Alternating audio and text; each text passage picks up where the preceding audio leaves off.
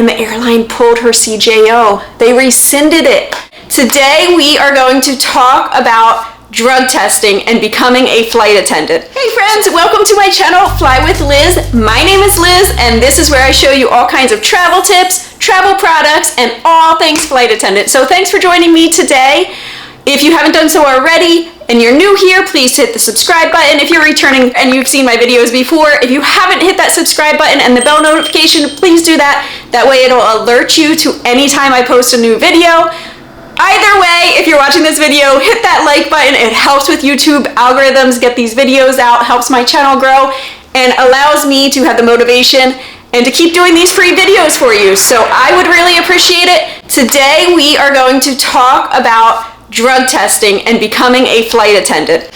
So I did a video the other day. I actually was outside. It was a beautiful day in LA, so I just wanted to be outside. But after I recorded it and I was in the editing process, I realized that the outside noise was very, very loud. A couple people did comment on that video that it was very noisy. So I just wanted to touch on that same topic again about being drug screened for the flight attendant position, what that means, and that way you can hear me and you have all of the information. So some of it might be a repeat, some of it might not be for you, but thanks for joining me and let's get started. So let's get this right out of the way. You will be drug tested if you get a job offer from an airline to be a flight attendant.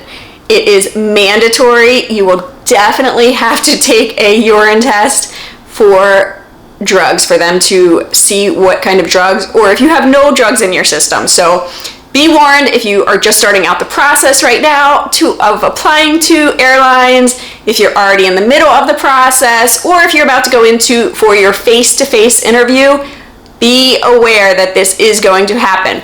Some airlines test you right on the spot after giving you the job offer. So they will test you at the location usually it's within about a half an hour after they give you the job offer. That is one of the next things you do.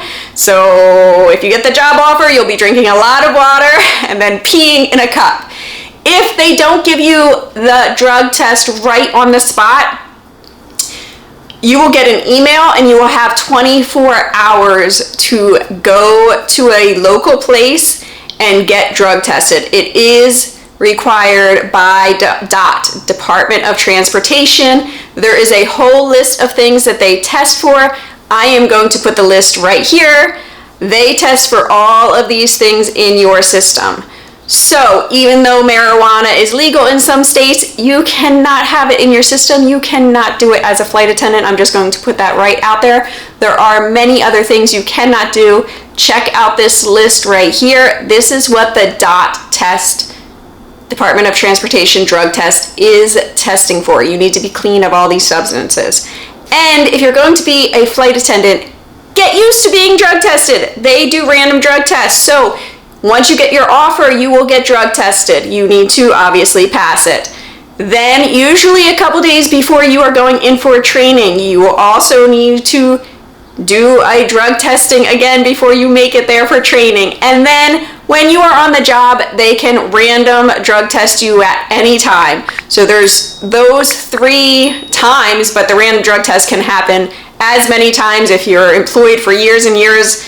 I don't know how many times that means you're going to be drug tested, but it is just a thing with the airline industry, so keep that in mind. What does drug testing look like? If you've never been drug tested before, I am going to tell you what the whole process is like. Is it fun? No, it's not fun. Nobody wants to do it, but it's a necessary evil to get this job. So drug testing looks like this. You drink a lot of water. They verify your paperwork. They ask for your ID, which they do hold on to your ID while you're getting drug tests. So if you go to a place, they usually will hold on to your ID during the whole process to match it up and make sure it is you.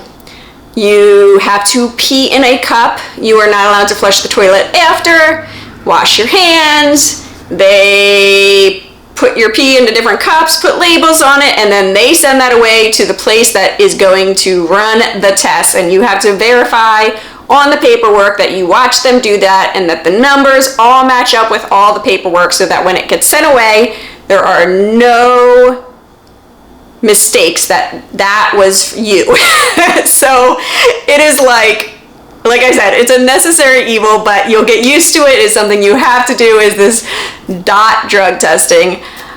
I do have to tell you that if you are on prescription medicines, this is just a side note to the whole discussion of getting drug tested, and most people know when you're a flight attendant you can't do cocaine, and when you're a flight attendant you can't do, you know, heroin, like those main categories of drugs.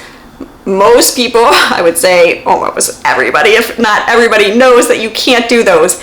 But what you don't know is that if you are taking medicine, make sure you have a script in your name that is dated for the time period that you are taking it. So if it does show up in the drug test, if it does create a flag, that you can provide that to the airline industry that you're applying to show that it was prescription medicine, what it's for, that the doctor, you know, prescribed it, and all of those legit details, so that your test, your drug screening test, does not get flagged. Somebody in my CJO group that got the CJO group with me was on a prescribed medicine, but she had ran out of her own personal medicine.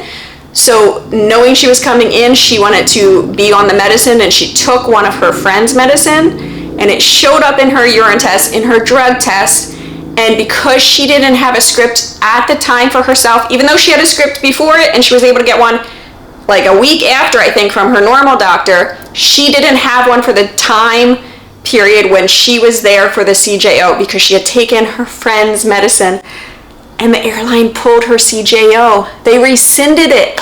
So it is really, really important. They do not mess around with this stuff. This stuff is, they do ask for your social security number, it's under your date of birth, your name. So if you fail a DOT test, I believe it is on your record, and you will have to report it to the next airline or the next time you take one. So just be aware that this is really, really serious stuff. If you're not on drugs and everything's copacetic and everything is in line, this is something not to worry about. All you have to, like, it's an annoyance to pee in a cup, like I said, but you don't have to really worry about it. It's just something you have to do. So keep that in mind. That is the whole thing about drug tests. This is keeping this super short, just to give you the information in a quiet, like I said, I recorded this earlier when I was outside. I got a couple comments that it was a little loud, so I wanted to record this again. Do me a favor, hit that like button. I can't wait to see you for the next video. Sending you hugs, and travel safe.